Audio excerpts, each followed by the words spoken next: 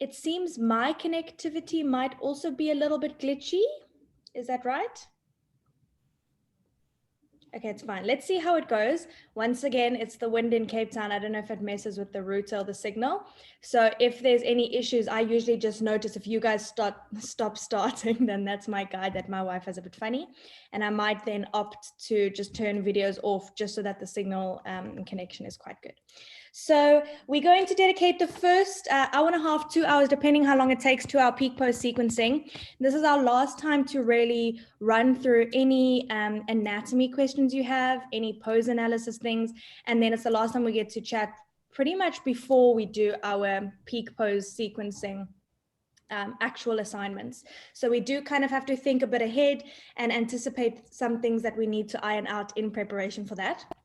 But before I get started, because I have written a little bit of an agenda of things to go over, how are you guys doing with, let's start with just wrapping up the Anatomy 2 work. I know there's a couple that I've sent to just go look over a couple of things, or you would just ask to go check back, particularly video 2, which was at the end of a Sunday. I know it was the end of a long weekend, so a lot of the answers of things that came up in the work were in that session. But let's quickly get any questions from you guys about the anatomy work, and then we will start to add on from there. Anything that's majorly come up that you're still unsure of?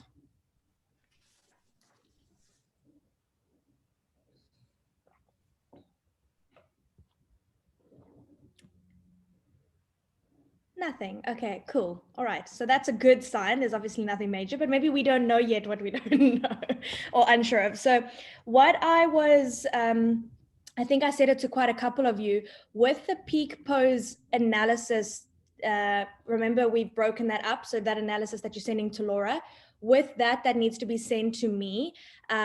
As soon as it's done. Obviously the due date is Wednesday, but I still need you to add another 12 to 15 poses to that analysis in order to complete the peak pose summary work.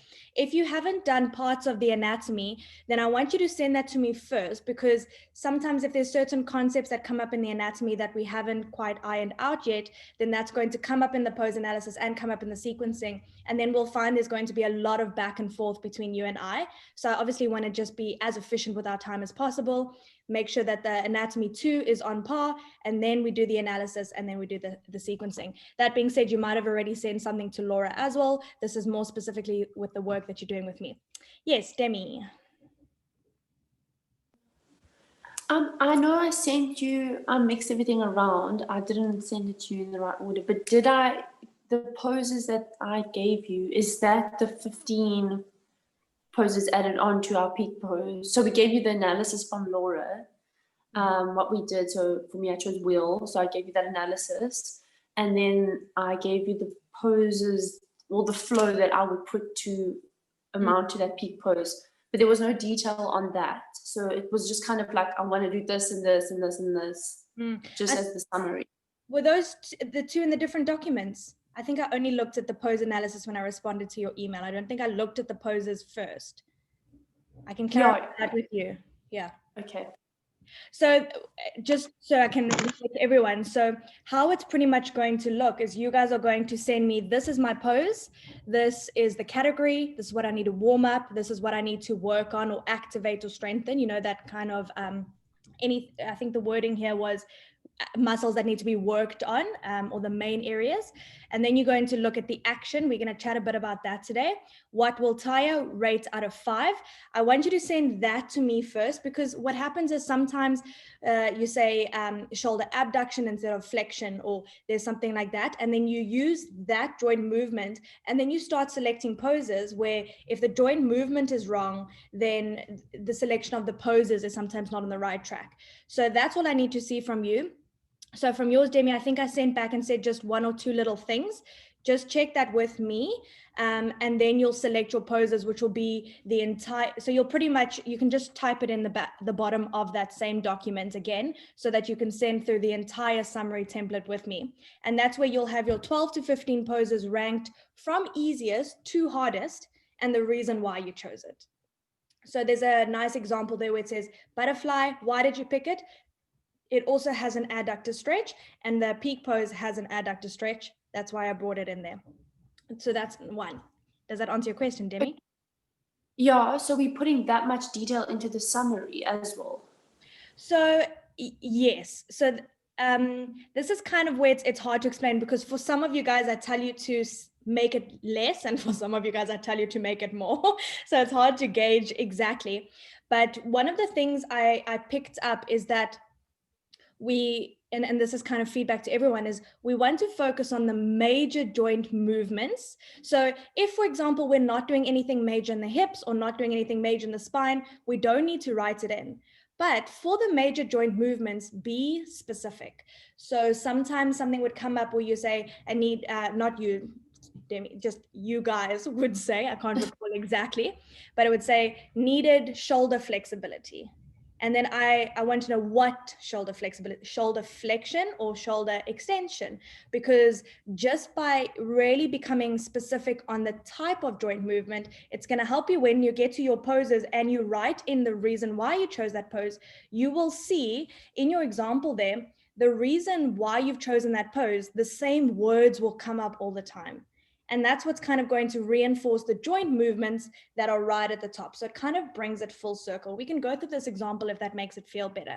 So in cases, I'm going to try and think of a pose where I'm going to use the example Utthita Hasta Padangusthasana, which is extended hand to big toe pose, a balancing pose where one leg is straight out in front of you.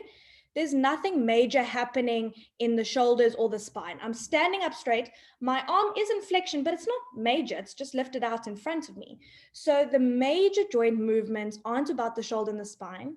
It's all about the hips, the balance, the flexibility. So really hone in on the main things that you experience in that pose. Does that make sense? So that's, even in the summary, you're still explaining why you chose that pose. So the summary is going to give you a beautiful overview. Everything's going to be complete sense. The full sequencing template is when you take all of that work and now you actually make it flow. You make it a sequence. This is pretty much your, I want to say it's kind of like your itinerary, and your sequence template is kind of like your roadmap. Now I actually know where I'm going. That's where you take the pose and you say, how am I going to get from this pose to this pose? What am I going to structure them? How am I going to make it flow? How am I actually going to teach it? This is just your framework, your map. Yes, Zama? Just to be clear, because there's a lot of information in my head right now. So the one that's due to you on Tuesday is the summary template, the one that's on page 34, correct? And the overview. Yes. Yeah. Okay, and then that full sequence template will be due later on. I think it's 12th of December or whatever. Exactly. And that reason being is because you don't want to start with the full one if we find there's gaps. It's kind of like as soon as there's issues in the pose analysis, then the problems carry through. I kind of think of it like a maths equation. Do you guys remember like when you used to do maths in school, and it would be like, you'd get like method marking, but if there's a problem right in the beginning, it pulls all the way through, similar to that. It's not a very good analogy because I don't see a lot of shaking heads, so just forget about it. So if you look at your sequence, you've got your summary, and then just before it says number your poses, just stop there, send me that first bit first.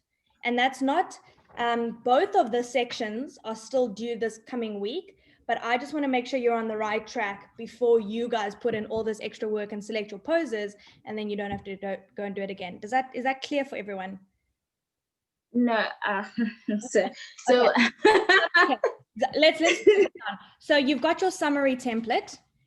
The first, you see it starts with the pose analysis, right? Yes. Okay. All the way down to, I mean, you guys are going to send this to Laura anyway. Okay. This is very similar to what you're sending to Laura, right? Yes, we agree?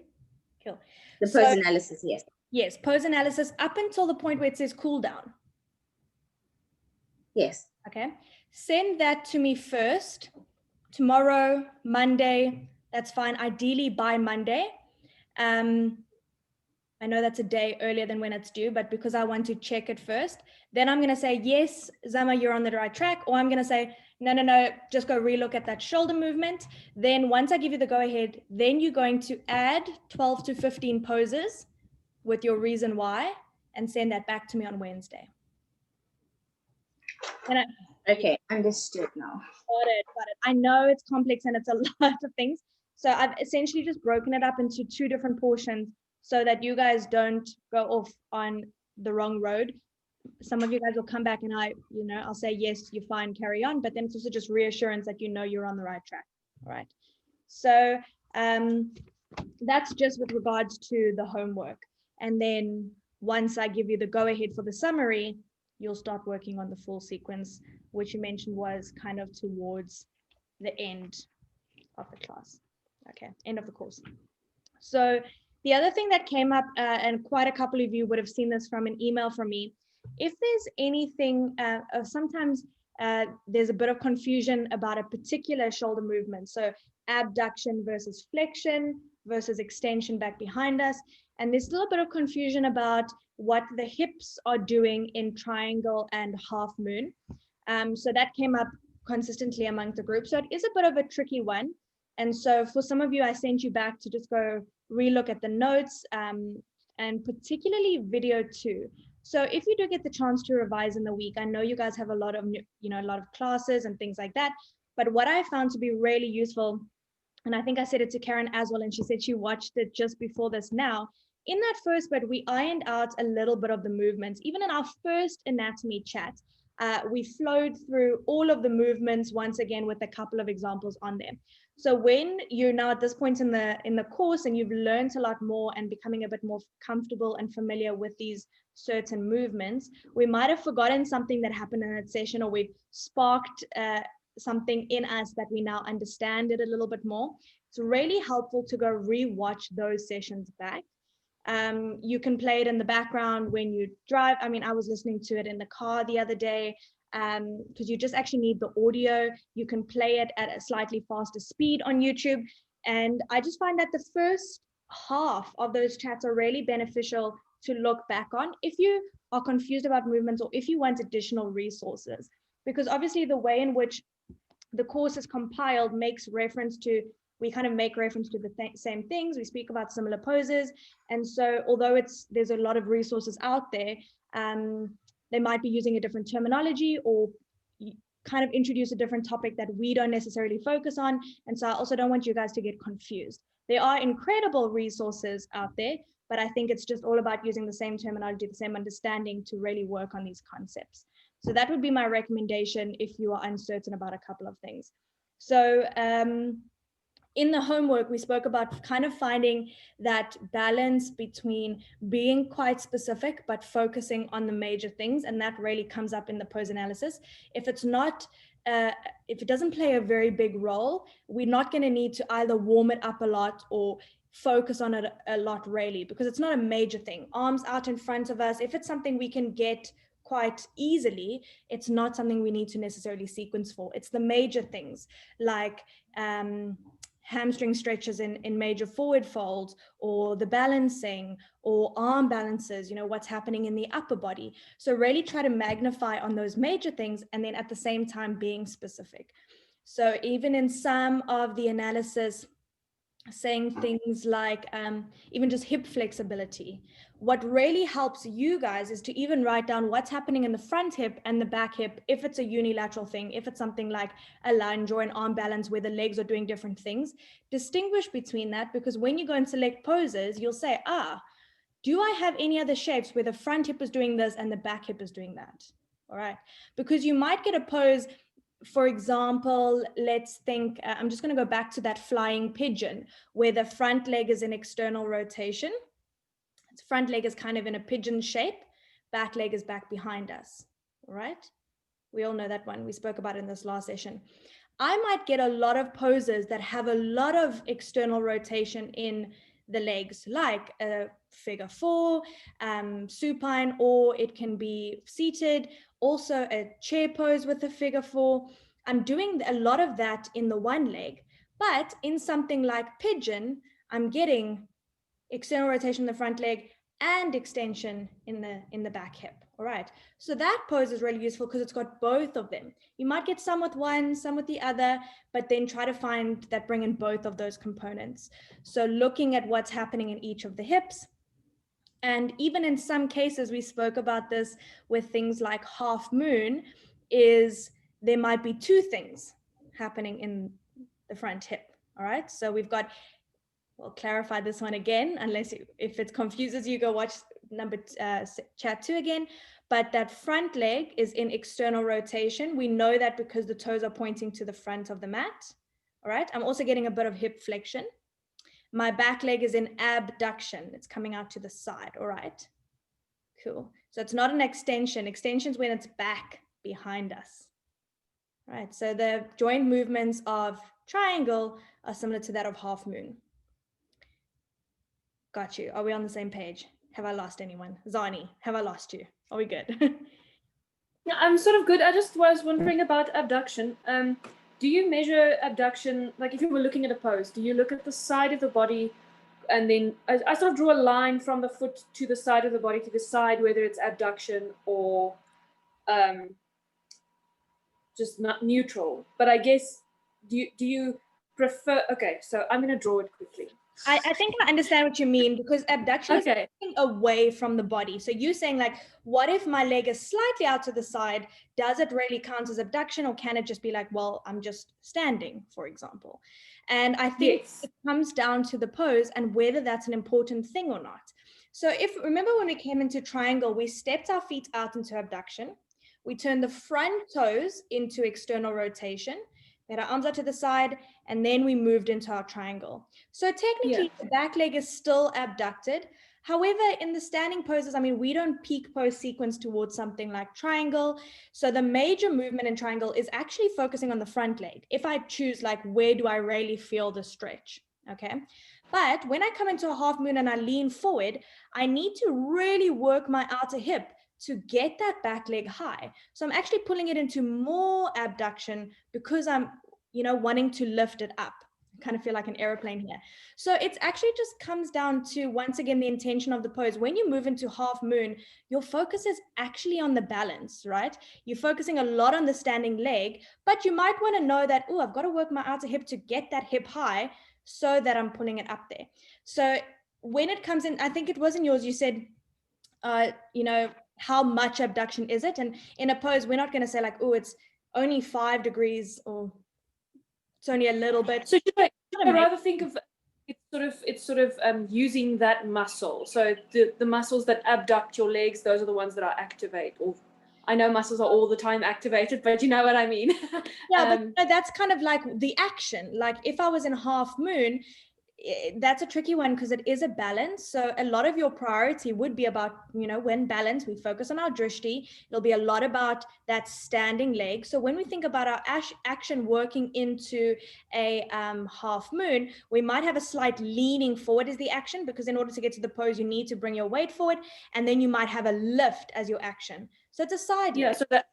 So think about poses like if you were doing on like a gate pose, right? When you're kneeling, leg out to the side. If I'm leaning into my hand and I'm lifting my leg, I'm pretty much doing a half moon kneeling. And so it's more the action of lifting the leg. Because other poses where we actually get a lot of abduction are in things like our wide-legged forward fold, our standing forward fold, eventually working into a middle splits.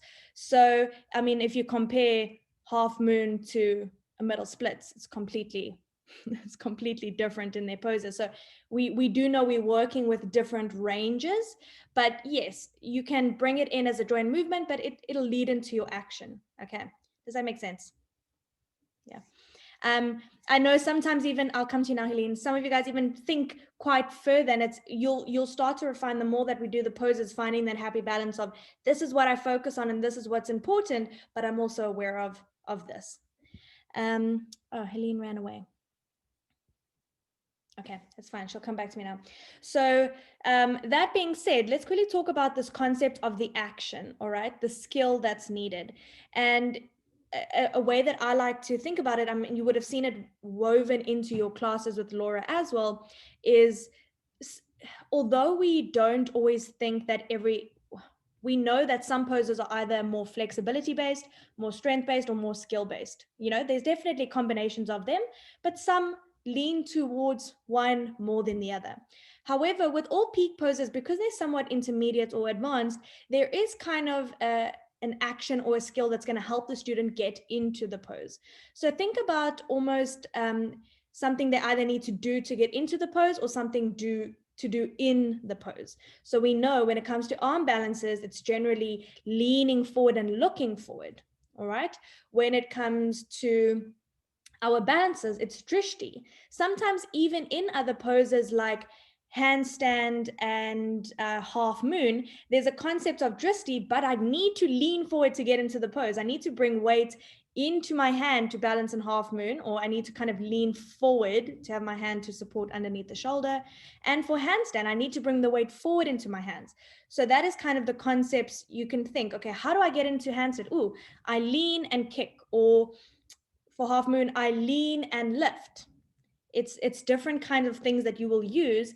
And those actions we want to bring into the sequence from the beginning, so that we know it's not only the poses that they're being warmed up to, we're not only incorporating the same flexibility or strength, but the idea is being built there. So by the time they get to the pose, they're like, I know this, I must lean forward. I must lift. Okay, cool, I've got it.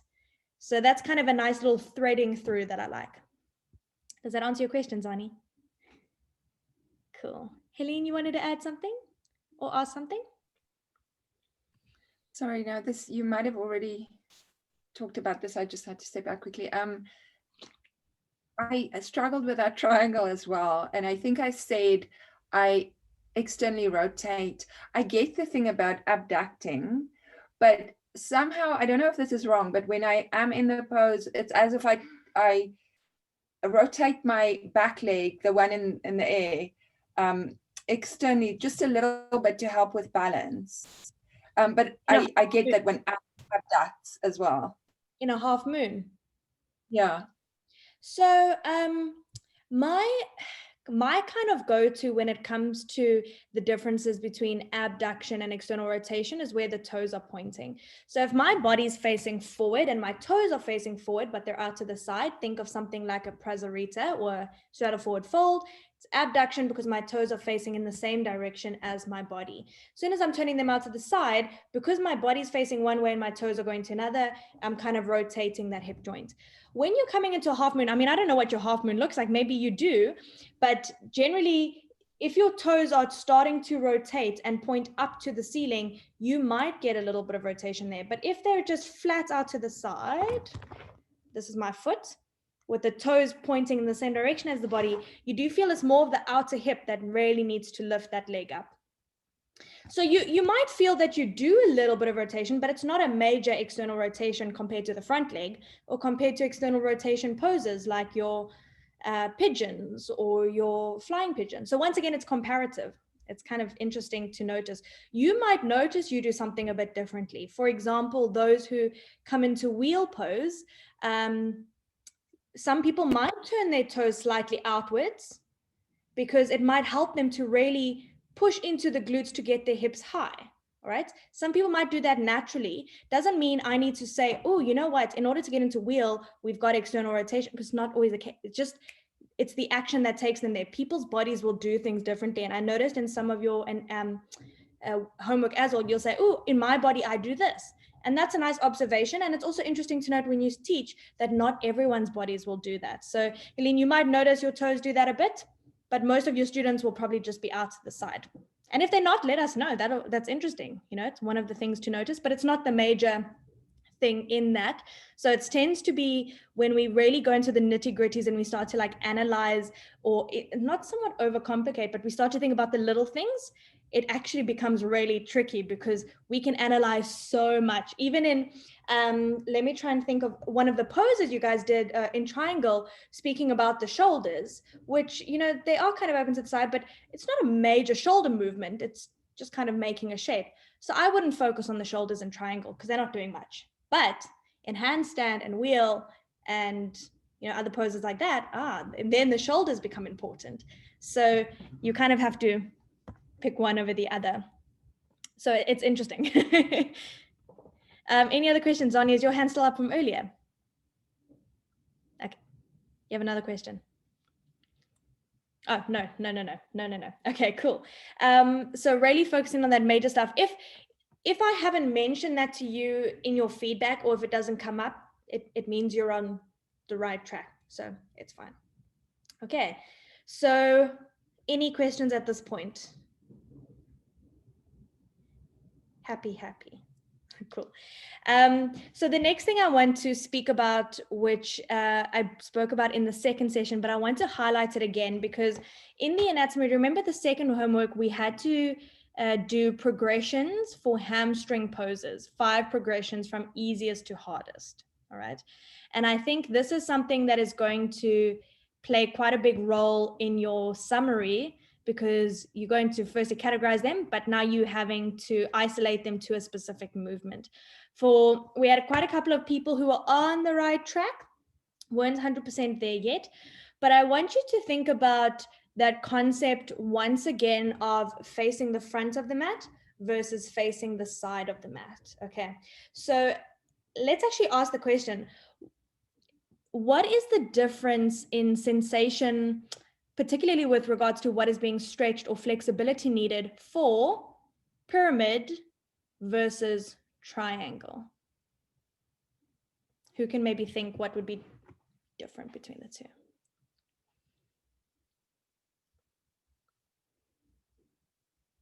It's not a very complex answer. You guys have probably got it. Pyramid has more of a hamstring stretch, whereas triangle, it's more of a twist. Because it's like with your hips, you also. So yes, pyramid is one leg forward, one leg back. So as you fold forward, it's focusing a lot on the hamstring. Triangle, not so much a twist. We're still facing the side of the body. It's more, you might get a little bit of a side bend, obviously depending on your flexibility, but you get hamstrings and what? What else is also stretching? Adductors. A little bit of adductors, right? Does everyone agree with that? All right. So the sensation, I mean, we all know the feeling of a pyramid is different to that of a triangle. Okay. It's the same reason why the feeling in the standing leg of a standing splits feels different to a half moon. One is facing forward, I'm getting more hamstring.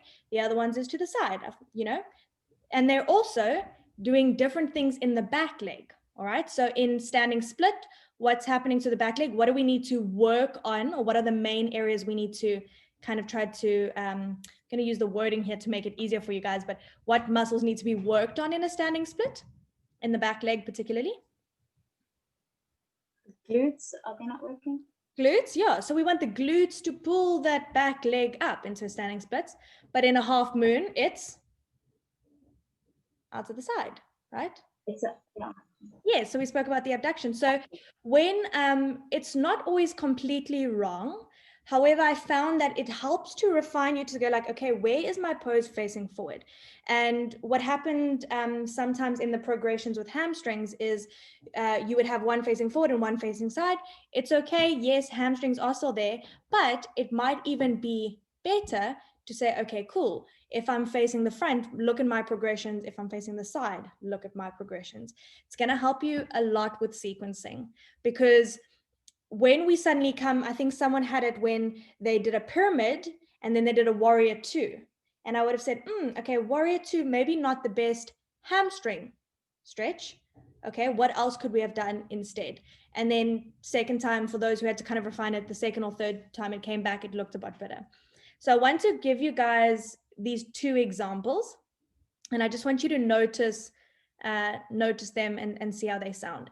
So let's look at working towards that same example, one-legged hand to big toe pose. So balancing with grabbing the toe in front of you, Utthita Hasta Padangusthasana A. So the leg is straight up in front of you. So if I did 5 poses, could start lying on your back with the strap straight out in front of you. Easy variation. I'm lying on my back. I've got the strap for support. Then half splits, facing the front of the mat, but I'm kneeling. Okay. Then a step up from half splits, pyramid, facing the front of the mat, both legs straight. From there, standing splits, leaning the weight into that forward, more load on the front hamstring, little bit of balance. Incorporating the balance, now when I get to pose 5, I can do Utthita Hasta Padangusthasana A. Do you guys hear how that one sounds? Do you see the progressions in it? Does it make sense? Any questions about that one? This is just an example. It's not the only way to get into the pose, but I just want to also show you in comparison to the half moon. Cool. So let's do, these are just 2 examples, and I think they might help you guys to shape and get the idea growing. So half moon. So I would start on my back still with Utthita Hasta, but B. So it's coming out to the side. So I'm kind of doing like a lying triangle. All right. So I'm getting a little bit of a external rotation into and a little bit of stretch into the adductors of my extended leg.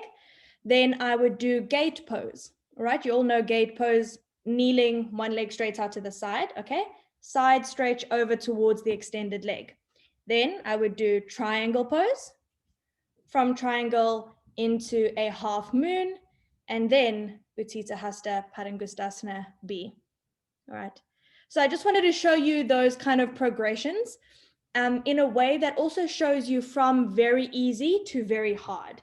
In your poses, when you start choosing 12 to 15, you've got a bit more room to maybe plug in something between all of those, because 5 poses is you got to jump a far way in a very short amount of time. And I wanted to show that range because some of you guys did homework where you said like seated forward fold, straddle forward fold, Uttanasana, down facing dog, standing forward fold, which, you know, they're all variations. You're moving between abducted legs and straight legs, just with different variations of it. So it's not wrong, but you just moved from seated forward fold to standing forward fold. And there's more to go after that. So I just wanted to show that depth. Cool. Does that paint a little bit of a easier picture as to progressively working from there? Cool. So use that. I find that when a little sneaky thing, if you go into your course overview onto, I don't know if you guys have it handy, but go look at at page 40, or you can just make a note to go look at page 40. It's very interesting to see in that forward bends. This is just a reference for you. There's quite a couple of examples. So you can go read through the one for twisted half moon and handstand, just to kind of wrap your head around the analysis that went into the sequences that you guys are teaching for the teaching skills. So if you look on the right-hand side, there's almost a reason behind it. It's either why you're doing the pose. And over here, there's a little bit of a mix. I mean, we know with Warrior 3. So this is Warrior 3 handstand. So handstand can be a progression or can go further than your peak pose of Warrior 3. It's more an intermediate or advanced option, sorry. So the main things is you want hamstring flexibility, you need to get that back leg activation behind you. And because even in Warrior 3 and handstand, they both balances, drishti comes into play.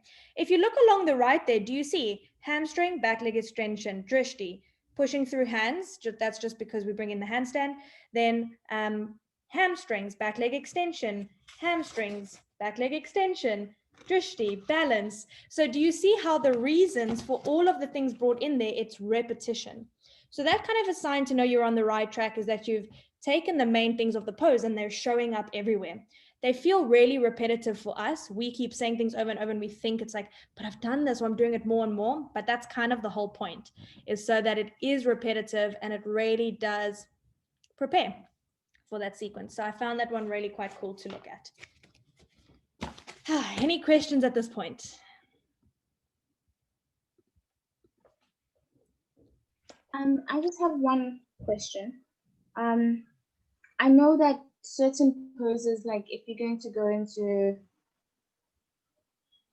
do a lot of planks to build up to a sequencing peak pose, I can't think of one right now, but if you're going to do, because I'm looking at what the side notes are saying, like every pose has to have like a hamstring, or looking at this example on page 40. But now if you're going to be working out, if every pose has to have the exact same, I don't know how to put this into words, like it's in my head, but I'm struggling to take it out. Are you speaking about getting tired? Yes, yes. So if we look even at that one, so that's a very good question, because although like I said, we're doing repetitive, same thing, yes, something will tire, okay? So even though you have 12 to 15 core poses that really are preparation for that pose. Remember, now we're going to link them together. We're going to sequence them in a way that won't necessarily always just tire the body out. So if you have one of your, even with hamstrings, remember we've got easier to harder variations of hamstring poses. It's the more challenging poses done repetitively or done at doing either repeating them or doing them a lot of times that will tire the body out. So you might do, remember with our pose, we kind of spoke about, or sequence, we spoke about that bell curve. We've got some time warming up where you're doing your gentler poses, then you get through the sequence, then you've got the peak pose, and then you cool down. So some poses you might repeat quite a bit, something like a lunge to half splits, lunge to half splits. That's still a hamstring pose, but it's not necessarily going to tire me out. But I don't want to do 5 warrior 3s before I do a handstand, for example. So that will come in when you actually start putting the sequence in motion as to how many times do I think I can offer this before it gets too tiring. That also being said, if we're doing something like a handstand class, we do need like hamstring flexibility in order to kick up into handstands. All right. So we've got that. We need to have a lot of straight arm strength, leaning forward, kicking up. That being said, because I've got a lot of the focus on my arms, that's going to hold me up in a handstand. I don't want to, it's also not necessary for me to do a lot of chaturangas, because it's nice as a linking movement. And we know vinyasas bring in chaturanga up dog. However, for my sequence, I might skip out, I might do 1 chaturanga, maybe 2 if it was a really strong class. But because I'm not necessarily needing that chaturanga action, I might want to just preserve that straight arm strength. The same with back bends as well, because if you think every vinyasa has an up dog, down dog, I might want to skip that out and just go from plank straight to down dog, just so that it's not being woven in with that fluff, because sometimes even the more that you add on there. So because you've kind of done them from easier to harder, you'll find that balance. And if I feel that there's maybe a bit too challenged or too much repetition, I'll let you know, but it's also going to depend on the group that you're teaching. So I don't know if that answers your question, but you can link them in a way where it doesn't completely tire them. You will, it's not, I mean, I know sometimes with your class with Laura, you start on your back, then seated, then kneeling, then flow, and then peak pose. You can even, as long as it's for those who are doing the pistol squats in their teaching sequence, even somewhat in the middle of the sequence, they then come down to lying or sitting. So that also gives the option, that break gives the students the option to maybe, if I'm thinking in a warrior 3 class, you might then do warrior 3 lying on your back somewhere in the middle of the flow, come back up and then do it on your feet. Doesn't mean it's wrong. Well, it's not wrong. It's a nice idea. It's the clever part is how you're going to get them onto the floor and how you're going to get them out of the floor so that it's not like, okay, lie down. You need to find a clever way to get them there so that it flows. So you'll plug in your rests, your breathers, wherever you feel fitting. Cool. Eva. I'm sorry, my video you go in and out. So, but I was going to ask you about the transitions, and you kind of started answering that. So I find it, I think I can put the poses in my head together, but the transition aspects of it is so much harder. And I know that when we had the class with Beverly last weekend, she was emphasizing it so much, which I actually didn't think about before, but after her class, it's like, you really need to make sure that it flows really well, so the students are not confused. It's a tricky thing when you start teaching, because I think the more that you teach, you find little formulas or you find transitions that you know, and that they kind of go into your little toolbox. And now you know anytime you need to get them from here to here, this is how I'll get them there. So this is kind of where I would recommend that you guys start to play around on your mat. So it's not necessary for your summary template, but you guys are going to have your 12 to 15 poses from easiest to hardest. Now, if I look at, I'm trying to think what would be the easiest example. I'm going to use the example that you guys have here for the twisted half moon. All right. So for pose 1, it was butterfly. And then pose 2, it's actually supine triangle and twisted triangle, which is that Utthita Hasta. So you can come to seated in Baddha Konasana and go, okay, how am I going to get them there? Okay, I'm going to start lying on my back in Baddha Konasana, and then I know it's easy for me to get the strap. But then to get them from, okay, they do side lying, you'll roll over onto one side and do it, that's fine. But now I want to get them onto all fours. Then lie in that position and go, okay, cool, let me do a few rock and rolls up the spine. Let me do cat, cow. Now I'm on the next one. So if you guys, actually, if you haven't already, go through the example that they gave. Laura drew this up with the summary template and then the full sequence. And I don't really want you to look too much at the full sequence yet until you've done the summary, because it seems like it's a lot.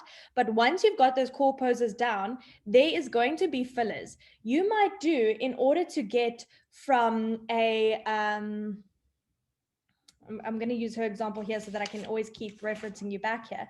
But let's say she had here, standing splits, tree, and warrior 3. All right, those are very different poses, but you might go, okay, cool, I'm gonna do a standing splits, then I might do a little like tucking the knee in and sending that leg back up so I can get that active leg. So it's like tuck and extend, added that in, come all the way through, hug knee to chest. Oh, now we're in tree. Oh, now I'm going to use warrior 3 to get back, and I might go low lunge once again. So there will be 1 or 2 little poses that you might use in order to get them there. Those poses, it's okay if they aren't one of your 12 to 15 poses. It's a transition, all right? It's how you're going to get them there. Especially in your modern vinyasa classes, the transition play quite a big role because that's where people have the fun and the creativity. But if your 12 to 15 poses are still specific, you know that they're still getting those exact movements. But it's one of those things I say, do it in your body, right? So I sometimes get on my mat, I'm like, oh, how did I get here? Oh, I'm going to make a mental note of that. That's kind of a cool transition. And as a bit of a, you guys have done all your, you've done a back bending class, you know, all those ones there, the warrior 3, the mermaid, and the crow. Laura's kind of plugged in some cool and funky transitions there. You can take inspiration from there. You can make up your own thing. If you know there's kind of this way to move on your mat that's yoga inspired, but you don't quite know it as yet, or it's not a traditional yoga thing, if it's a transition and it makes sense, it's completely fine. I find that I really enjoy practicing classes, and then a teacher does something and I go, oh, that was really interesting. I'm gonna make a note of it. And you can pull inspiration from other places. But that being said, you can also have a very simple transition. It doesn't have to be a crisscross to the back of your mat and all the way back. You don't even have to do a spiral flow if you don't want to. In fact, it's probably going to be a bit easier, but you can just do it facing the front of your mat. And because it's vinyasa, you can repeat poses. You can do pyramid standing split, wide-legged forward fold. You know, you can also, bearing in mind, you don't want to repeat it too much. So I would recommend, once you've got your poses, to say, how am I going to get from here to here? Okay, can I add 1 or 2 things in to get there? And then it's kind of like, you've got your list, now you've got an extended list with your poses. Now all you need to do is plug it into your template where you say, okay, what are my instructions? And I'm explaining how they're going to get there. So if you have to break it down, because from the summary to the template is quite a big step, if you need to add a little step in between to get there, that might be useful to you. I think it's all about how your mind makes sense of things. And that's what I'm looking for, is that it needs to make sense in how you get from one pose to the other. And if I'm uncertain about it, I might ask you to just send me a little video of it, because sometimes when you explain it in words, it doesn't make any sense. So if you find it's quite tricky, then use the words like put your left hand next to your left foot, or so I know it's same side, all of those kind of things. So yeah, did that answer your question? It's kind of a tricky one. It's about experimenting and playing around with it. And knowing that, I mean, I think that Karen? Sorry, I was going to say, it's good that you actually said that we can use some of the poses as transitions, because I was like, if we have to think about the transitions without using some of the poses, I think it would be really much harder, at least for me. You can't always, sometimes you can't. I mean, It's like if I'm doing something in the front of the mat and I need to do it to the side of the mat, I need to use a warrior 2 or something to get myself there. However, I don't want to see those linking poses in the 12 to 15. So remember that 12 to 15 poses are like they're this like really, really, really good, exactly the same, like really strong poses, taking out things like your downward facing dogs, child's pose, mountain poses, any of those kind of things.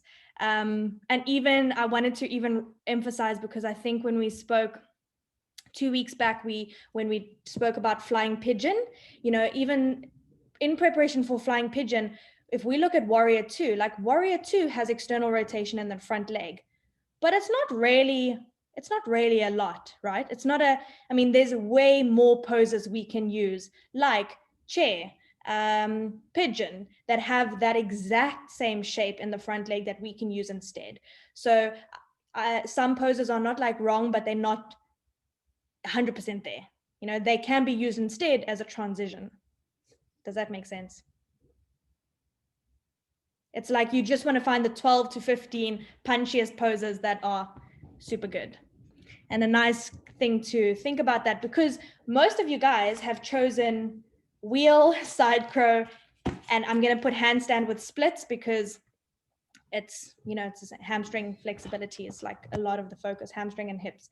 So yeah, so think about, you know, when you're doing twists, a lot of your poses are going to have twists. You're doing arm balances, a lot of your poses are going to be focusing on the kind of motion and action you have in the upper body without tiring it out. So I also might look at the fact like, oh, okay, you're doing a side crow, or you're doing a flying pigeon, or any arm balance. And if you've chosen plank, chaturanga, dolphin, side plank, I'm going to wonder, oh, okay, I'm going to be exhausted. Maybe I'm keen because like that sounds fun, but it's most of our students, it's just going to tire them out a lot. So think about that. And a couple of you guys choosing wheel as well. How can I get that concept of a back bend without doing 25 back bends? I don't know have you guys ever been to a class where you do like back bend, and then they're like, oh, now we're doing our peak pose, and you're like, what have I been doing this whole time? It's happened to me before. It was hectic. So for a lot of your advanced classes, it happens, but there's a nicer way to get there, right? So so I just want to quickly come back. I just made a couple of notes here, and the one thing I said, I remember we spoke about what needs to be warmed up in terms of flexibility, what are the main areas that we need to, kind of your strength-based things, the main areas that we need to focus on that need to work, like the example of back leg up in a warrior 3, the glute activation, that's kind of the example we use most of the time. But the reason why that action works so well is because we can't necessarily build strength in one class. That was kind of, I think you guys got the gist of it, but we got a couple of mixed answers in the homework, because we know we can do loading, we can progressively work to it, we can incorporate aspects of strength, but it's not like you're going to do one class and be like, oh, cool, I can do this crow pose, no problem. Look at all the strength I've built, right? So that might come with time, but the leaning forward, you know, placement of the knees, which is the skill involved in any arm balance, like where am I putting my body parts? Like that's the skill that you teach, but the action of leaning forward is going to help them. All right. Strength might not be there yet. They'll work in it, but the action is what's going to help them get into the pose. So that's how you can kind of differentiate that action. I want to see, what are you going to use? What term, what concept, what understanding is going to help them get from preparation into peak pose. Cool. What was my other thing here? And then just a last thing, because I see on the summary template as well, it's helpful when you're explaining it. If you are choosing your 12 to 15 poses, then if you're doing like butterfly, then say seated butterfly or supine butterfly, because you can do it in both ways. It's just kind of nice to see. That being said, I don't want you to be like, pose 1, supine butterfly, pose 2, seated butterfly. It's still butterfly, but that's, I think, also probably more when we get to the full sequence, but say the orientation of it, because kind of helps us show. Just, it's more actually because maybe I might not be able to read your mind, or I might read it slightly different. So just being specific on that can help. Okay, any questions at this point? How are we feeling about the sequencing or the anatomy? Is there any concept? This is like kind of your speak now, forever hold your peace moment. Well, not really. You can WhatsApp me at any time, but this is the time to ask any questions you may have. I'm just curious. In the summary on page 34 for the twisted half moon, what would be a good modification for that peak pose, just out of curiosity? Cool. So remember, modification is like students who, I think, was it in here? Okay, she's actually put it on the next page, but I'll tell you. So the revolved half move, a modification for that, she's kind of given 3 here. One way to make it easier, a block under the hand, all right? That meaning that if there's some restricted hamstrings, hand might not get to the floor. I might need to bend my knee in order to get my hand down. So propping the hand up will help quite a bit. Balance would be the second one, where you're holding, and then floating your arms up would be, okay, in half moon, we've always got that arm up. You might have the hand on the hip. So modification could be hand on block, top arm on hip. To make it more, you would do your regular balance. Even more than that, you would not have that bottom arm on the floor. You usually bring it through to heart center and float. So there's no means of support. So a modification is just showing different progressions of the pose. I think because the pose will be the main one, you can give one little option, maybe 1 or 2 options to make it easier. And if there is one, not often case, you can have one to make it harder. But that is our peak pose. So we don't really need to go further than our peak pose. We're sequencing for the peak pose. So you could even, there are so many modifications we can do. We can say, oh, for half moon, put your extended leg up against the wall. It will make it easier to support. But then realistically, are you then going to say, okay, cool, everyone get up in your class, now move to your wall, we're gonna do half moon? Or are you gonna do your whole sequence next to the wall? That would be one or the other. When I started yoga, we used to do 40-minute class, and then we would have 20-minute wall playtime. And then it wouldn't be peak pose sequencing based, but then we would get inverted and do all the fun stuff there. But it doesn't always link. So if you're planning on using a wall or a block, bear in mind that it's there. You can sequence a whole class against the wall if you're feeling adventurous. It's possible, but you don't need to. Think of a realistic modification that you will use.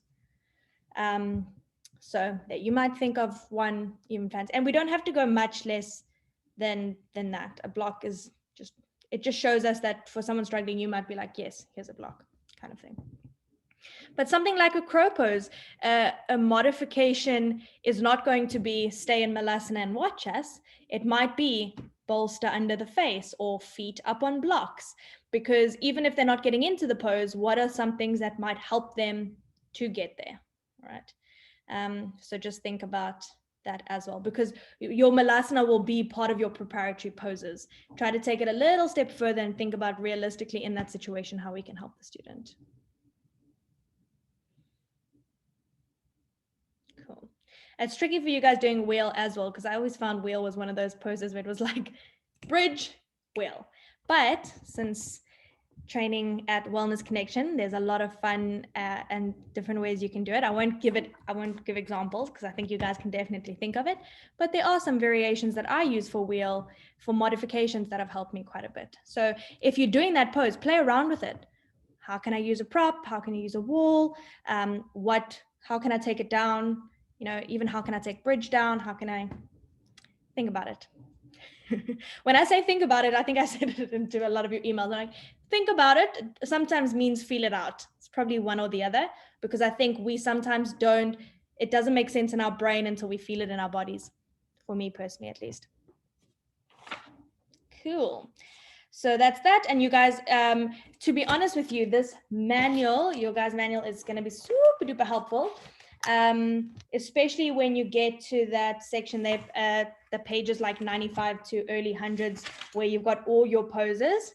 Look through that like page and say, yes, this pose looks like one like my shape. Write it down, glance to the poses, because it also, you might focus in on the poses you need, but you're also looking at why this pose doesn't fit, and that's going to help you with the process of elimination.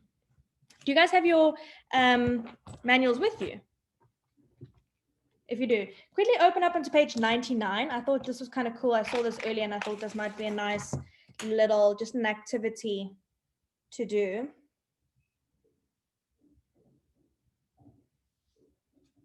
Okay, so if you have you guys been using your manual for the poses? Have you found it to be useful? I mean, obviously it's useful. It's got all the poses in it. But if you go to page 99, there's Anantasana, kind of like this lady lying on her side. All right. Do you see so under the key benefits, there's just highlighted the two main things that come from this pose, being hamstring and adductors. So as soon as we see hamstring and adductor, so it's an adductor stretch, what pose does this look like, or where do we also see those same things, if that makes sense? What other poses? Can I say an obvious one? Yeah. That one when you're standing and you hold, it's exactly like that, but when you're standing. Yeah, so it's like Utthita Hasta Padangusthasana B, leg out to the side. What else does it look like?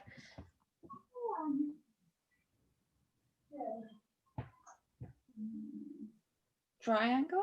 Yeah, looks a bit like triangle. And if it looks like triangle, what else does it look like?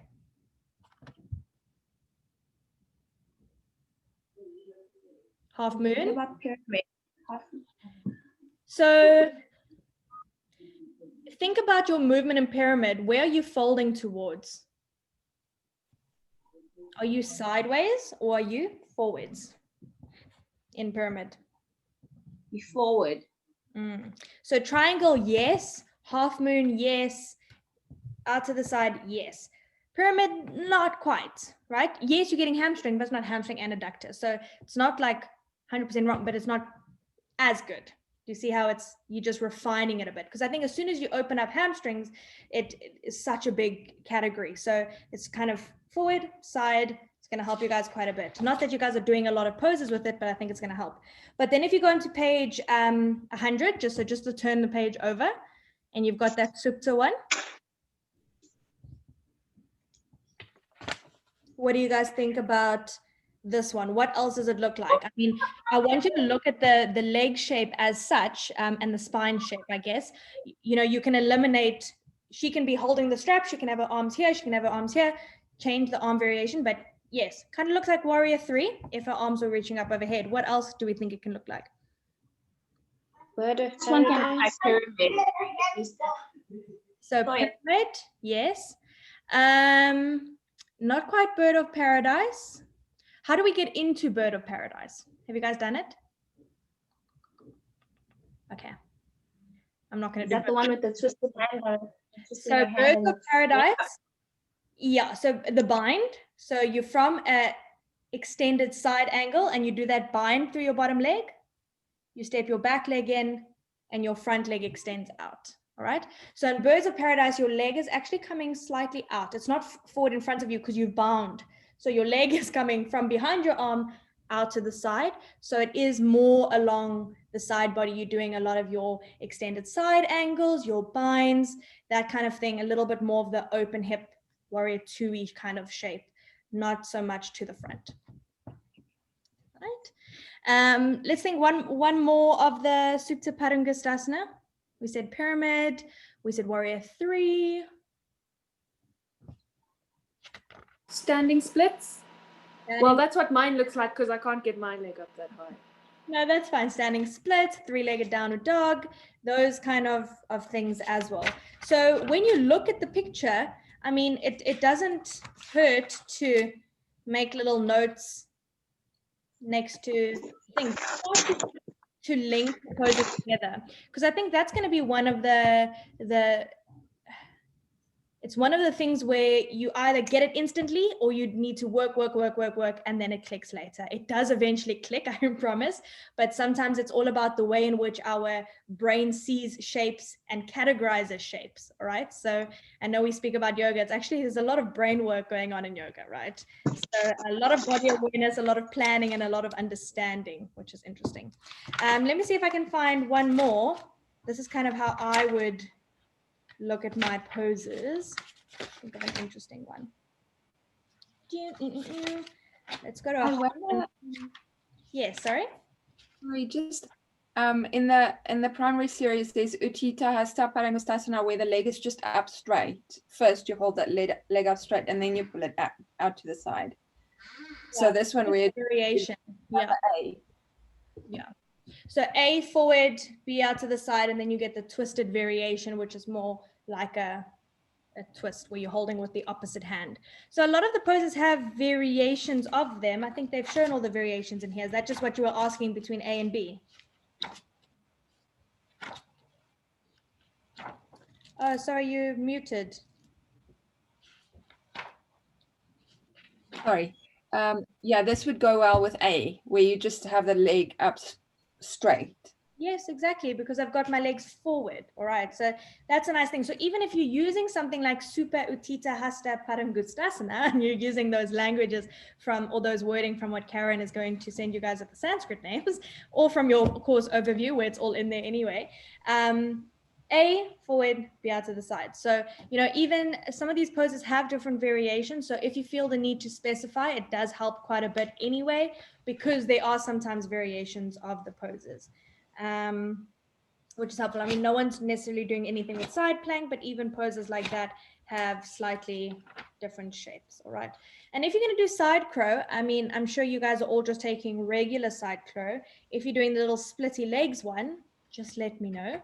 You don't have to, you can just stay with regular side crow, but that's kind of the kind of things to think about. All right. So some of these, yeah, some of the poses have quite nice information in there, and to just browse through it and say, this is what's going to work for my pose, this is not, and so on and so forth. But I think because I've only gotten I think I've only gotten 2 analyses yet, or so far, is to, I almost want to say to really spend a lot of time on the analysis, because, and to really refine and make sure you understand it, because the clearer the foundation is, the easier it's going to be from add-on from there.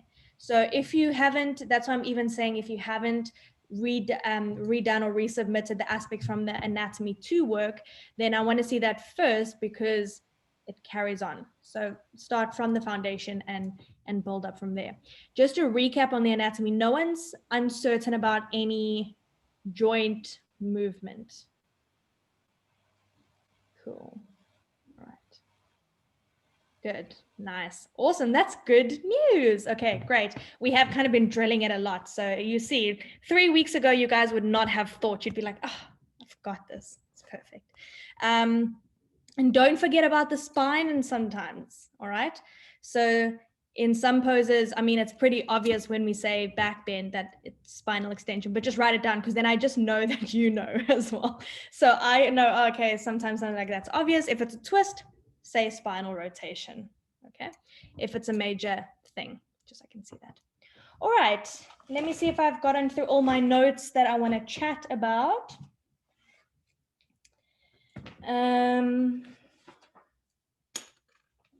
Kind of gone through that.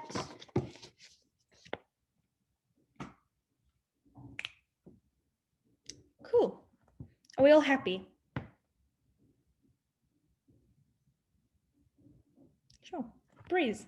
Okay, I do want to, did you have a question? Yes, Demi, I was hoping there's one more question before I give you guys a break before we do kids yoga. So I wanted to clarify something. So you said in our sequencing, we mustn't put things like downward dog. But what if, are you able to say that at least like 3-legged dog? 3-legged dog is fine. Yeah. So it's more just because you're going to put downward dog in your pose anyway. There's not any major, I mean, yes, downward dog is a forward fold, you get some of a hamstring stretch, but generally there's poses that are better suited for your pose.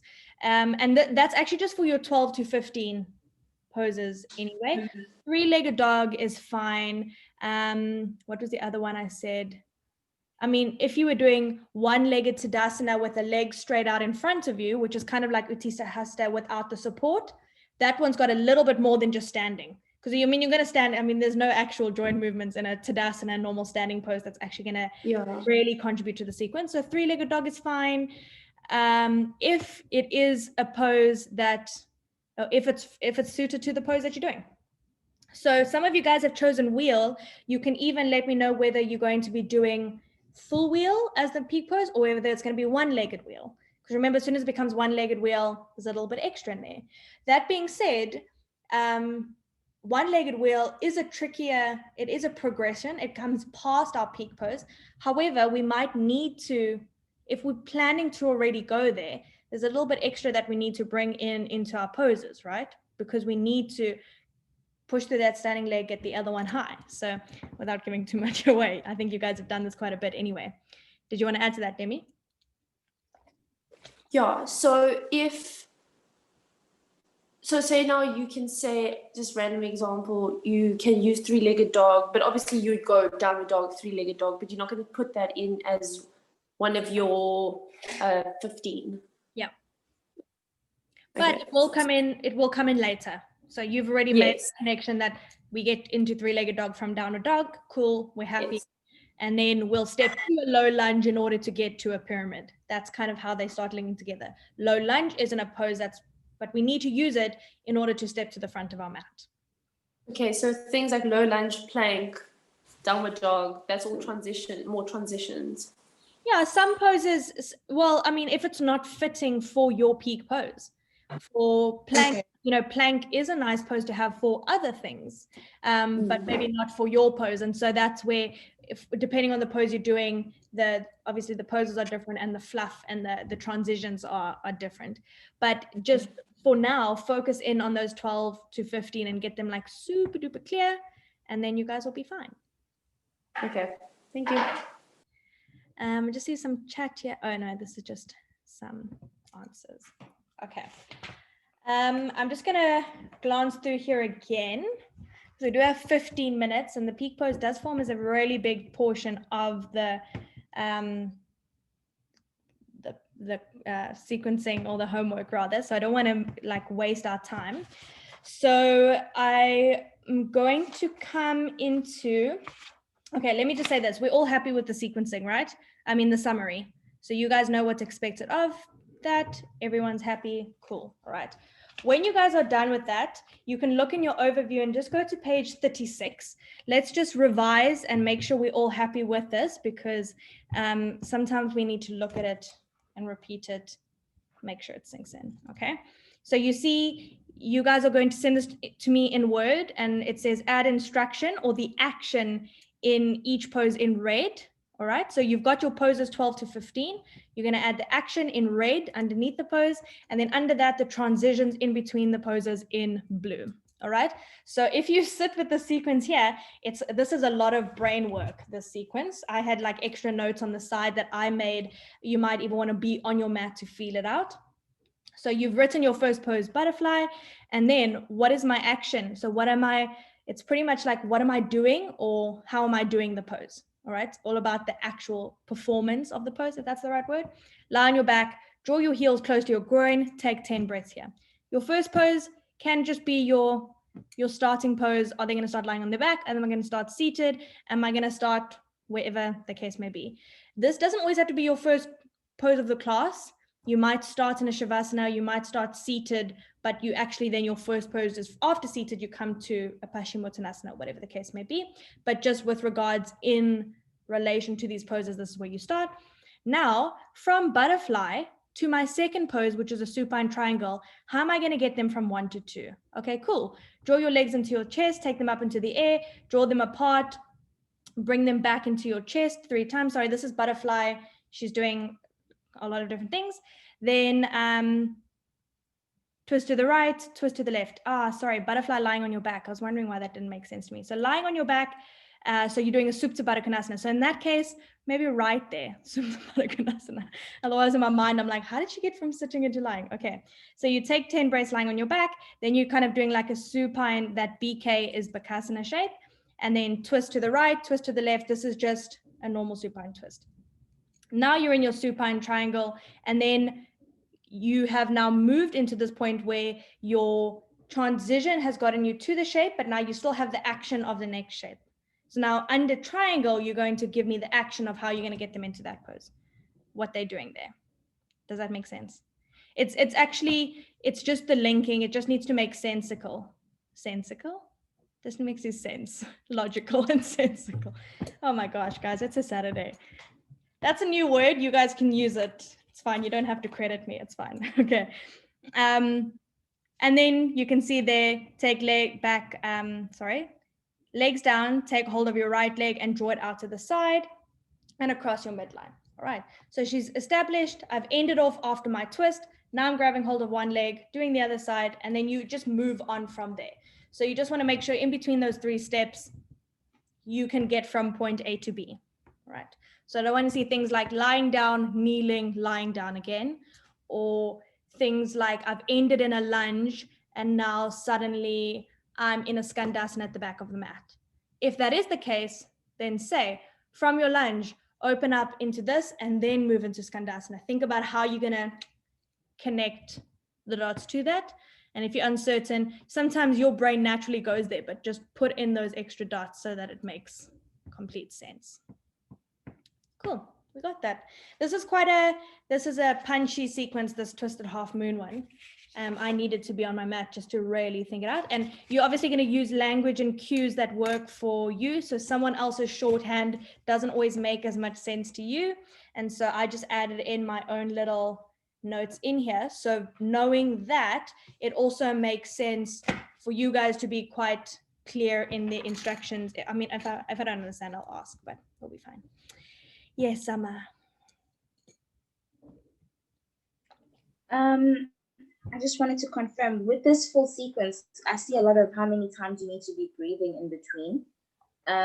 Is that like how many times, if I was doing it, how many times would I be breathing? Or is it more of a general thing? So generally in this pose, she's only established when you need to hold for 5 breaths, just to show that it's a bit of a longer hold. So it's kind of showing you that I'm coming into side lying triangle. I kind of jumped to pose 3 there, but she's, you know, to be honest with you, if you say, I want to hold this one a bit longer, hold for 5 breaths. But if you don't put it in there, I assume it's just going to be the normal duration. So you're just going to come into it, feel it out and move out of it. So if it's a particular pose that you know you want to be here a bit longer, you might want to spend some extra time here, you can add that in. However, I don't need you guys to necessarily cue breath or say how long, you know, not we're going to spend 1 minute here, we're going to do 2 minutes here, because it's not going to necessarily be that way in a class, because this is a vinyasa flow. So most of the time there is somewhat continuous movement.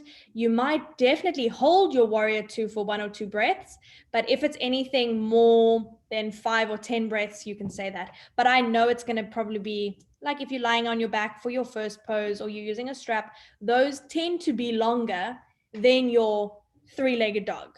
All right, because 3-legged dog is inhale, leg up, exhale, step to the top of your mat. Right. So it's completely up to you. If you feel you want to emphasize that, you definitely can. Because I think even for this one, see here, right in the end, it just says move to Prasarita and hold for 10 breaths. So that kind of showed me I'm not just flowing through Prasarita to get to the other side. This is my moment to actually just pause. I'm going to take a bit of a breather in Prasarita. Right. You can put in those rests if it helps your mind kind of make sense of it. Poses where we do tend to hold a bit longer are our, I mean, you do hold your balancing poses quite long. I mean, it's quite fierce and feisty to hold those challenging poses, but where we want to give our students some time to breathe, catch their breath, maybe just chill a bit. Those are things like your mountain pose, down dog, child's pose, Prasarita, even a forward fold. Your somewhat non too strenuous. So if you find somewhere maybe just before the peak pose, you want to give them a bit of a breather, especially if you're flowing, and then you want to say, okay, we're going to hold our Prasarita, and then we're going to carry on, move into our peak pose. That's completely fine. Makes sense. Cool. Awesome. So let's just see from you guys, does everyone feel it's manageable to get me the pose analysis by, okay, if you haven't done some questions of the homework, if you're unsure, my email would have said, please redo or go look at. If you're uncertain, you can just check that again. For those who have sent me a second email, it's most of the time, if you have only sent me one email, maybe I needed something second from you. But if you can get through that anatomy by tomorrow evening, or so that I can look at it on Monday, that would be ideal. And then the pose analysis by Monday, Tuesday, and then let's say the poses by Wednesday, Thursday. So a little bit of a day extra just to write in the poses. I've kind of given you 2 days. It didn't have to be that complicated. Did I confuse you, Lena? Got frown, sorry. So it's only because I've broken that homework up into 2 different sections. So I'm asking for the first part of the summary if you can get that to me by Monday, brilliant. If by Tuesday, okay. Just means if you get it to me by Monday, you can do it a bit sooner. I need to see that analysis before you choose your 12 to 15 poses. Okay, but I'm still confused. So we're sending the 3 pose analysis to Laura on the 1st, but what do you want tomorrow night precisely? That's just for those who haven't completed their anatomy work yet. If you have anatomy 2 that we did last week, that's a catch up. Oh, okay. Okay. So I think the I'm done. first, yes. So the first is Tuesday. So pose analysis deadline Tuesday. I need to get that too. Once I give the go ahead, you're going to give me your 12 to 15 poses by Wednesday. That's why I said Wednesday might be a bit of a push. So Thursday morning latest. Have I got you? Sorry, I wrote, okay, so we sending the 3 pose analysis is due on Tuesday. Then the peak pose summary is due on Wednesday, but then you want the 12 to 15 poses on Thursday. Well, remember your pose analysis that you're sending to Laura, you're going to send to me too. So when you send your pose analysis to Laura, just CC me in that email. I'll only look at the pose that's applicable to me, and that will come to me on Tuesday. All right? Right. So you can get your 12, once I give the go ahead to that, and I'll try to do that for you as soon as possible. Once you get the go ahead, you can then select your 12 to 15 poses. I'm just saying, if you only send it to me on Tuesday night, you might not be able to get me the 12, then we have 24 hours for me to give feedback and for you to give poses. But if everyone just gets the analysis to me on Tuesday, the rest will flow from there. I don't think we need to think too far further from that. One step at a time. Cool. All right, guys, are we feeling good about the sequencing? I'm only just reassuring. I think I've asked like 85 times and you guys are like, Taryn, yes, we're fine. But I just want to make sure. Good. Okay. That's awesome. That's great. I'm happy. I'm super excited to see your analyses and your poses. So let's take, we've actually got let's take a 20-minute break because we're not going to need more than 2 hours for kids yoga. I want you guys to grab a mat. And if you have, we're going to chat a bit first.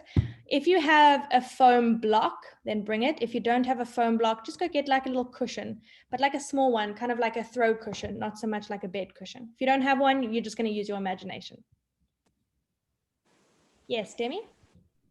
I just wanted to say I've got a bit of pain at the moment, so I am going to do everything, but I'm going to stay in like tracksuit clothing and just do this. Okay. Guys, be comfortable. Like honestly, kids yoga is not as, it's going to be like a 35 minute class. It's going to be fun and we're going to be jumping around and doing the fun stuff. If you're working with any injuries, you guys are yoga teachers, you know how to modify and look after yourselves. This is kind of more about the fun and creative side of things. So yeah, it's not going to be anything too strenuous, but also just be comfortable in normal clothing. Like it's not an injury, it's my endometriosis, so sometimes, okay. And that's fine. Whatever you guys are working with, like yoga teacher trainings bring a lot into the body. So this is more for you to experience it, but we never want to push our bodies too far. Okay. So let's meet again at 3:45. Could I quickly just ask, Yes.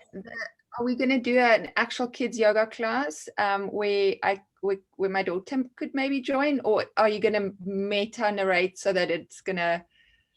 You guys are gonna be kids, so I'm gonna expect a lot of playfulness and kiddiness from you guys. She is welcome to join. We might chat for about 30 minutes first. We'll probably start the class about 4:30, but she's welcome to Okay. join. It might be awesome to see what a kid experiences it like. Okay, thanks. And Zama, did you have a question? No, I was just going to say that I'll bring my daughter. Bring your kids along. Let's have fun. I'll see you guys in 20 minutes.